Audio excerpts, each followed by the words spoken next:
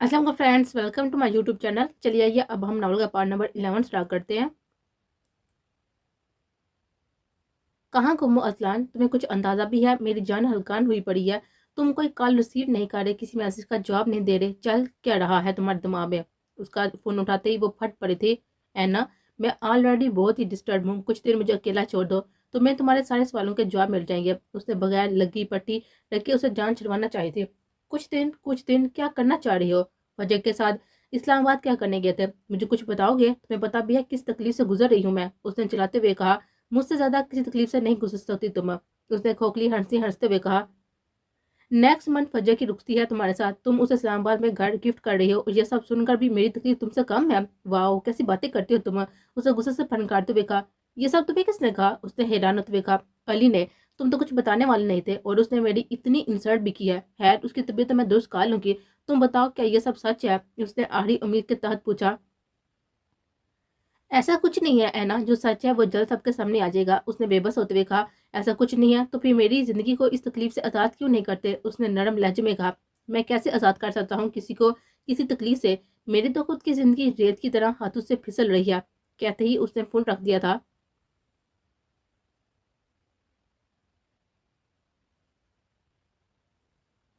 वो farm house पर थे। उस दिन के बाद हैदरी ने उससे बात तक ना की थी, ना ही उसे हाथ तक लगाने की गलती की थी। वो उसे टाइम देना चाहता था इस रिश्ते को समझने के लिए। और शायद वो उसे उसके कहे गए लफ्जों का उसकी गलती का एहसास भी दिलाना चाहता था, इसलिए बेपरवाह सद महर बनना हुआ फिर रहा था। सारा दिन वो उसे फार्म हाउस अकेला मुलाजमों के रहमो करम पर छोड़कर पता नहीं कहाँ कहाँ फिरता रहता था। निंदी को डर डर का गुस्सा आ रहा था। वो बुरी तरह से बोर हो रहे थे। घर पर भी कॉल करके सबसे बात कर चुकी थी और अब उसे डर डर कर खुद पर गुस्सा आ रहा था कि वो आई ही क्यों उसके साथ। घर पर सारा दिन किशमिश और मामा के साथ टाइम गुजार देती थी और हैदरी के रूम में आने से पहले सो जाती थी, मगर उसने भी इन दिनों में उसे बुलाने की या बात करने की कोशिश नहीं की थी और ये बात निधि को ज्यादा परेशान कर रहे थे। हाँ, अब क्यों आएंगे मेरे पास? से एक रात में दिल बढ़ गया होगा ना? मैं अभी बेवकूफ हूँ जो ये सोच रही थी कि मेरी गलती है। नहीं, मैंने उस दिन जो भी कहा ठीक कहा। वो खुद से खुद कलामी करते हुए सोने की कोशिश कर रही थी। कैसा हनीमून है ये? रात के 12 बज रहे हैं और उनका कुछ पता नहीं। वह खुद से बड़बड़ाते हुए सो गई, मगर अभी कच्ची पक्की नींद में थी कि बालकनी के पास कुछ खटका महसूस हुआ। उसने उठकर इधर उधर देखा और फिर वहम समझ कर लेट गई। थोड़ी देर बाद उसे फिर से वही फीलिंग्स आई और अब उठ कर बैठ गई।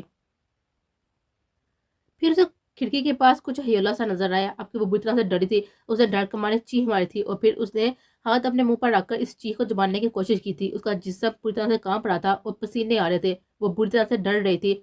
कुछ देर बाद उसे फिर से किसी चीज के गिरने की आवाज आई। अब उसकी अच्छी खासी जान फना हुई थी।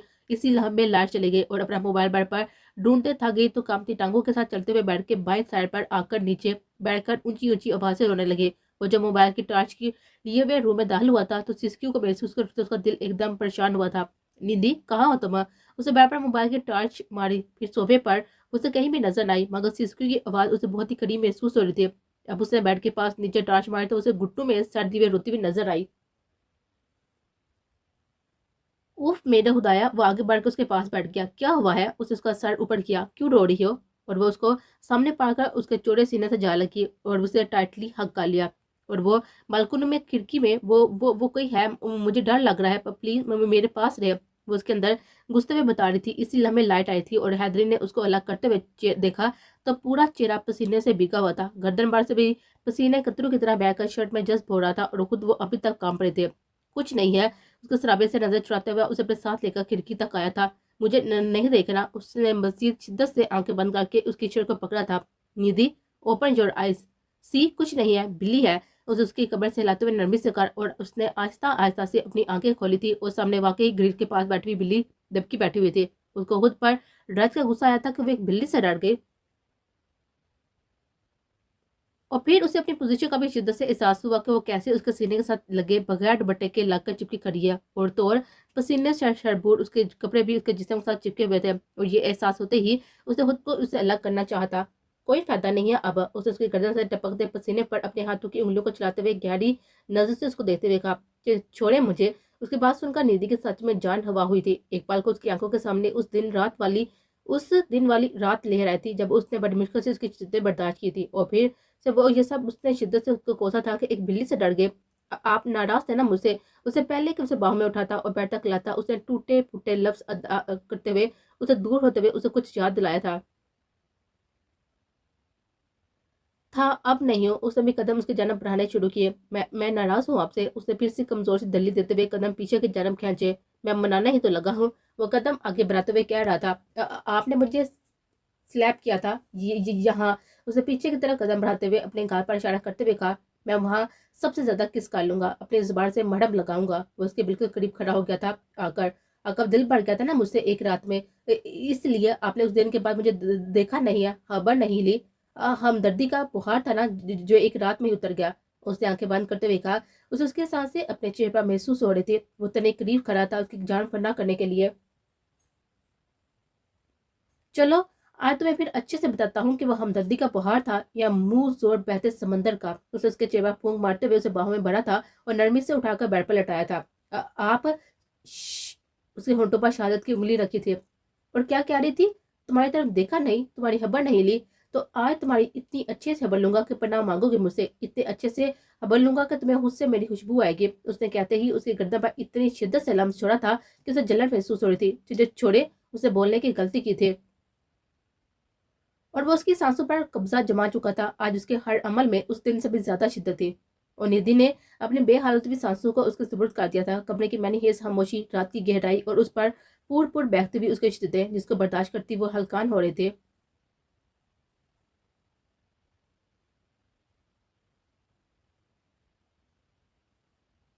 سر کلو مل گیا ہے؟ اچھا کیسے؟ اس نے پورا انٹرسٹ لیتے ہوئے پوچھا۔ سر ان کی پلاننگ ہے مس وجہ کو نقصان پہنچانے کی، اور اس مقصد کے لیے وہ شاید آج رات ہی کوئی سنگین قدم اٹھائے۔ امن نے اسے فون پر اطلاع دیتی۔ کس قسم کا نقصان؟ علی نے غصے سے میں پوچھا۔ نہیں سر، یہ سب بہت ہی رازداری سے ہو رہا ہے، کوئی سمجھ نہیں آ رہا، بٹ جو میں نے سنا وہ یہ تھا کہ مس وجہ بھی ان کے ساتھ ملی ہوئی ہے۔ اس نے اس کی سماعتوں پر بم پھوڑا تھا۔ What are you out of mind? اس نے غصے سے کہا۔ سر ہمدانی صاحب فون پر کہہ رہے تھے کہ مس وجہ اپنی مرضی سے ان تک آئیں گے۔ اس نے مزید اطلاع دی۔ ٹھیک ہے، کچھ مزید پتہ چلے تو مجھے بتانا۔ وہ ایک اور کام، 2 لوگ شاہ ہاؤس کی نگرانی پر لگا دو، اسپیشلی فجر پر، اس کی پل پل کی رپورٹ چاہیے مجھے۔ اس نے حکم دیتے ہوئے فون رکھ دیا تھا۔ فجر کیوں ملے گی ان کے ساتھ؟ ہو سکتا ہے اسے ٹریپ کر رہی ہوں، اسے کسی گہری سوچ میں جاتے ہوئے کہا۔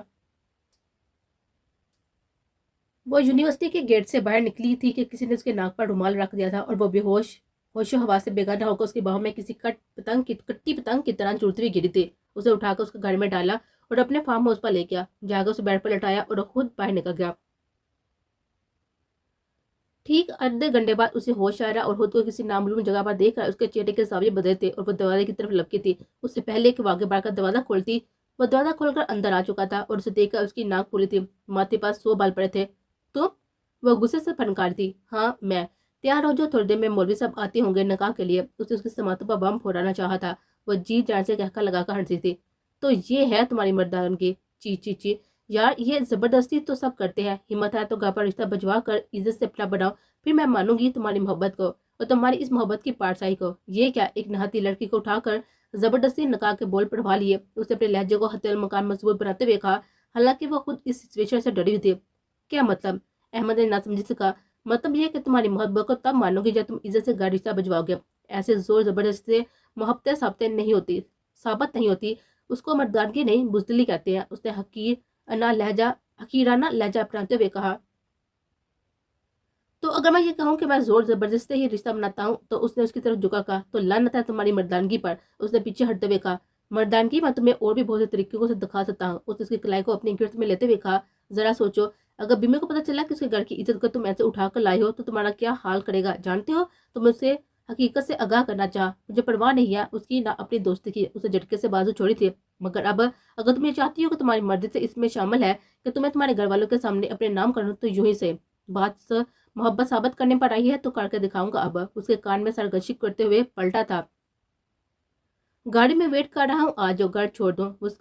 اس کا شجر کا کلمہ پڑا تھا اور اس نے شکر کا کلمہ پڑا تھا کہ اس کمینے انسان کے اس کے ساتھ کچھ غلط نہیں کیا تھا۔ سر سب ریڈی ہے، آپ کے کہنے کے مطابق آج رات اس عمل پر پلان شروع ہو جائے گا۔ ہمدانی کے سامنے بیٹھے شخص نے اسے آل سیٹ کا بتایا تھا۔ نہیں آج ناتی، مجھے ایسا لگ رہا ہے جیسے یہ پلان ورک نہیں کرے گا، ہمیں پلان بی فالو کرنا پڑے گا۔ اس نے انکار میں سر ہلاتے ہوئے کسی نقطے پر غور کرتے ہوئے کہا۔ मगर सर सारी तैयारी हो गई है, अब ऐसे अचानक एकदम से प्लान बी उसको फॉलो करने के लिए वक्त चाहिए, सारी तैयारी करनी पड़ेगी। उसने जज्बत होते हुए कहा, तो ठीक है, मुझे भी कोई जल्दी नहीं है, कल रात तक का टाइम है, ले लो, मगर हम प्लान बी को फॉलो करेंगे। उसने तनबीह की थी। Are you sure sir? उसने कंफर्म किया 100% और उठकर चला गया था।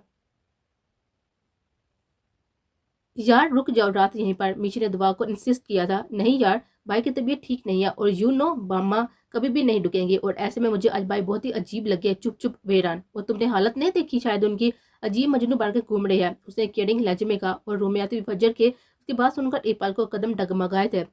ये लैला, कहीं तुमने तो कोई फड्डा नहीं डाला हुआ भाई का? उसने फजर की उतरी शक्ल देखकर कहा, नहीं मेरे साथ तो कोई बात नहीं हुई। उसने घबराते हुए कहा, अब क्या बताती कि सारा फसाद ही उसका मचाया हुआ था। है जो बात भी है, दुआ है दशा पता लगाना अच्छे से जानती है, मगर उसने फजर के कंधों पर हाथ रखते हुए कहा। मगर फजर ने तो खोजते हुए नजर देखते हुए कहा, मगर अभी बहुत नींद आ रही है और गाड़ी के हॉर्न की आवाज भी आ रही है। तो बाई पतीली उसने फजर के गालों पर चट्टाचट प्यार किया। ये अजी भाई की तरफ से उसने आंख मारते हुए कहा। फजर का दिल धड़का था लम्हे में। ना जाना दोई दोई, रात रुक जा, पूरी रात बातें करेंगे, मिशी ने उसके गले लगते हुए कहा। कल आऊंगी, फिर हफ्ता रहूंगी दोई की पार्टनर, उसने उसे आंख मारते हुए कहा। उसके गालों पर चटाचट प्यार किया था। क्या मसला है? मिशी ने अपने गाल रगड़ते हुए कहा। हाँ शर्मो आ गई, उसे छेड़ते हुए कमरे से बाहर निकल गई और वो दोनों भी उसकी हमराई में निकली थी। फिर कब आओगी? अनाबी का जरा दिल नहीं कर रहा था इन दोनों का हुस्सा अलग करने का। इतनी लंबी मुसाफत के बाद तो ये घड़ियां नसीब हुई थी। कैसे हाथों से जाने देते मानबी, अब बस कुछ दिन और फिर हम सब यहीं इधर आपके साथ आपके पास रहेंगे हमेशा। निदा बेगम की उनके गले लगता ही उन्हें तसल्ली दी थी। फिर वो मिशी से मिली। चलो तुम भी हमारे साथ। अजीबाई से नहीं मिलना, उन्हें से गले लगाते हुए कहा। अन्नी कल मिलूंगी, जूनियर एडमिशन के लिए हेल्प भी चाहिए थी, थोड़ी देर तक कॉल करूंगी असीबाई को। और उसने उनको बताया था, तैयारी कर लो, रुखती की जल्दी तुम्हें तुम्हारे मॉन्स्टर के हवाले करने का इरादा रखती हूँ, खाया पिया करो और खुश रहा करो। उन्हें फजर की पेशानी चूमते हुए कहा। उसको देखकर उन्हें हमेशा किसी पिछड़े के लम्स की चूजी नजर आती थी। वो मिलकर उनसे इब्राहिम हाउस के लिए निकल गए थे और वह कमरे में आकर बेआवाज आंसू से रो दी थी।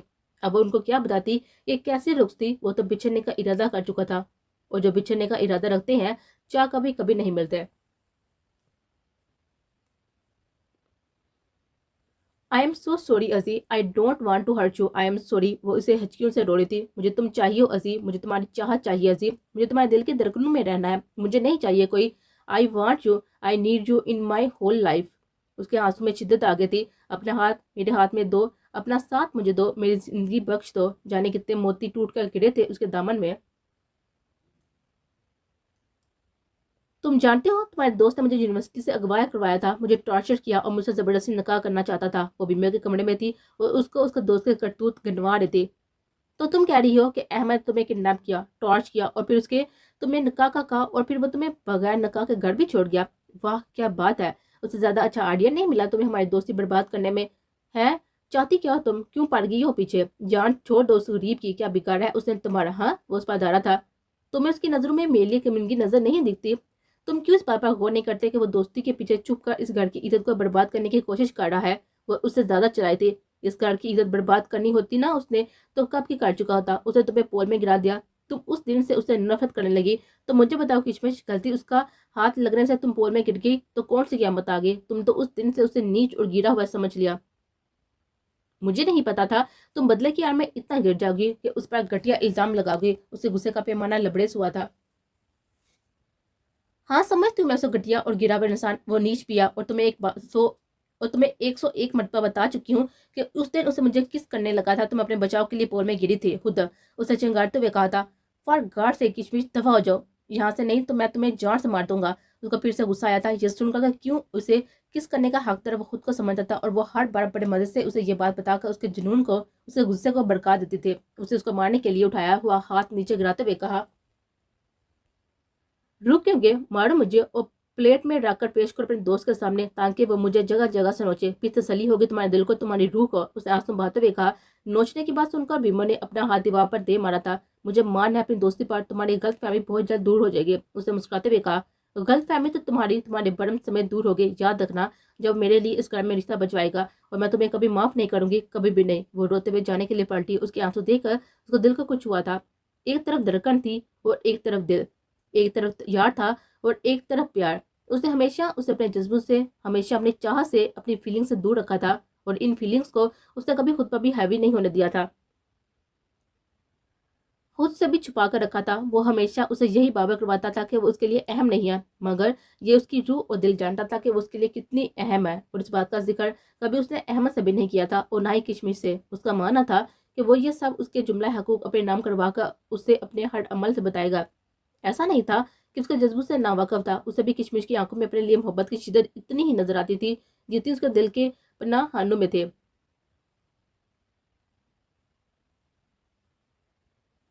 مگر وہ بیوقوف لڑکی جب جب اسے اس کے دوست کو الگ کرنے کی بات کرتی تھی، تب تب اس کا دل کرتا تھا کہ اس کا سر پھاڑ دے۔ بہت ہو گیا مس کشمش، اب اور نہیں، مجھے اب ماما سے بات کرنی پڑے گی، اور یہ تمہاری انسیکیورٹی ہے نا، اس کو بہت جلد تمہاری سانسیں اپنے نام کروا کر ختم کروں گا۔ بس بھیا اور بابی آ جائیں گھر، اسے آگے کا لائلہ عمل تیار کرتے ہوئے کہا۔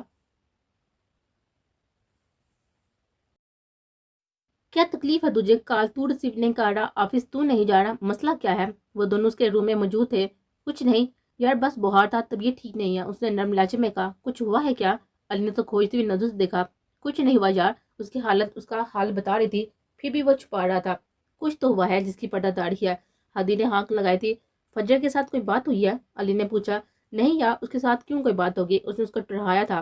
پھر یہ ملنگوں والا حال کیوں بنایا ہوا ہے؟ کسی درگاہ کا دروازہ ملنے کا ارادہ ہے؟ ہادی نے سو چھیڑا تھا۔ مجھے تو یہ باہر نہیں کوئی اور مرد لگتا ہے۔ ہاں میں بھی یہی کہہ رہی ہوں کہ چیک اپ کرواؤ، کمرے سے باہر نکلو، مگر یہ کسی کی سنت اب نہ۔ پین کلر لے لی ہے ماما، بس یہی کہتا رہتا ہے۔ وہ چائے کی ٹرالی لے کر اندر آتے ہوئے بولے۔ What a pleasant surprise aunty, آپ کا بھائی؟ ہادی کہتے ہوئے اس کی طرف بڑھا تھا، اور بار بار دونوں نے جھک کر پیار لیا تھا ان سے۔ میں بس رات کو آئی تھی۔ کیسے دوست ہو تم؟ 2 دن سے گھر پر بند ہے اور اب آئی ہو پوچھنے؟ انہیں چائے کا کپ ہادی کو پکڑاتے ہوئے مصنوعی غصے سے کہا۔ آنٹی آپ کے بیٹے کی موسٹلی ہوا خراب بھی رہتی ہے، مگر اس کا حال آپ کے پاس ہی ہے۔ ہادی نے سپ لیتے ہوئے کہا۔ کیسا حال؟ انہیں نہ سمجھی سے کہا۔ سمپل آنٹی، بہو کا گڑ لے آئے اور اپنے پوتو پوتیوں کو کھلائے، اس کی طبیعت ہر ٹائم فٹ رہے گی۔ علی نے سجیشن دی۔ ندا بیگم تھوڑا سا مسکرائی تھی۔ ازلان کے چہرے پر اس بات کو سن کر چٹانوں سے ساتھی تھی جسے علی نے واضح نوٹ کیا تھا۔ دعا کہاں ہے؟ وہ نہیں آئی کیا؟ ہادی نے پوچھا۔ سو رہی ہے، ساری رات باتیں کرتی رہی ہے اور اب گدے گھوڑے بیچ کر سو رہی ہے۔ انہیں مسکراتے ہوئے کہا۔ ازی کل ان کے ایڈمیشن کے لیے جانا ہے ان کو۔ انہوں نے اٹھتے ہوئے کہا۔ جی ماما، تم لوگ باتیں کرو، میں چلتی ہوں۔ وہ کمرے سے جا چکی تھی۔ چل اب بتا کیا بات ہے؟ علی نے پھر سے ٹکڑا جوڑا وہیں سے۔ تجھے جاسوس ہونا چاہیے، ازلان نے سگریٹ سلگاتے ہوئے کہا۔ نہیں، مجھے جو ہونا چاہیے تھا وہی ہوں۔ تم بتاؤ 2 دن سے کون سا راگ پال کر بیٹھے ہوئے ہو؟ یار میں اینا سے نکاح کرنا چاہتا ہوں۔ واٹ؟ ہادی تو اچھل ہی پڑا تھا اس کی بات سن کر۔ دماغ کیا بیچ تو نہیں دیا، یا کچھ پیو لی ہے جو بہکی بہکی باتیں کر رہی ہو؟ کچھ نہیں ہوا ہے، پورے ہوش حواس میں کہہ رہا ہوں، سب کچھ کل یا پرسوں تک میرے نکاح کا بندوبست کرو، نہیں تو میں خود کو کچھ کر لوں گا۔ اس نے بغیر کسی لگی پٹی کے کہا تھا۔ اور وہ جو فجر سے محبت تھی اس کا کیا؟ وہ جو بیوی ہے اس کا کیا؟ علی نے اسے کچھ یاد دلایا تھا۔ بیوی تھی، اب نہیں رہے گی، مر گئی ہے وہ محبت۔ اور وہ محبت نہیں تھی، ہوس تھی جو ختم ہو گئی ہے، اس لیے اب اس رشتے کو بھی ختم کرنا چاہتا ہوں میں، بہت جلد۔ اسے دیوار پر نظر گاڑتے ہوئے کہا۔ مگر عزیز تو یہ نہیں ہے، اب بس اور کچھ نہیں، ازلان حیدر شاہ فیصلہ کر چکا ہے۔ اس نے ہادی کو ٹوکتے ہوئے کہا، اور ان دونوں نے تازہ سے گردن ہلائے تھے۔